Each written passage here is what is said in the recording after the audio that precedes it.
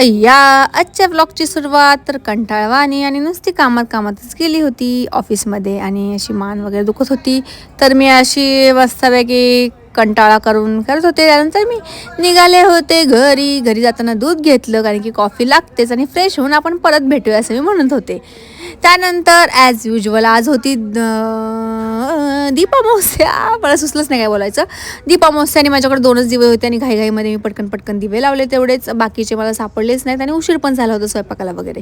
आणि रोजचंच तुम्हाला तर माहितीच आहे, देवासमोर थोडंसं बसायचं. त्यानंतर चहा केला होता. कॉफी तर आज केलीच नाही.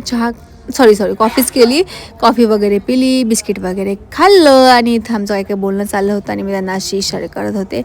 काय चाललं आठवत नाही. त्यानंतर कणिक मळली आणि स्वयंपाक तर काय करावाच लागतो काहीही झालं तरी.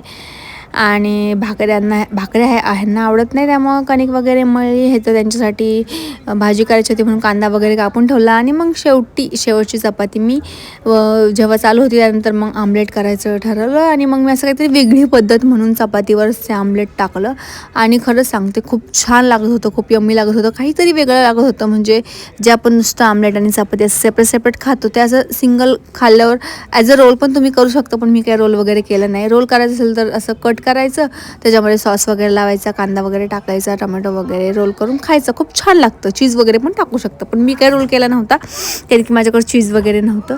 सो मी असंच केलं होतं आणि खूप टेस्टी लागत होतं खरंच सांगते. आणि मला खूप तिखट लागतं, पण माझ्याकडनं थोडंसं मसाला कमी पडला आणि थोडंसं करपलंही होतं.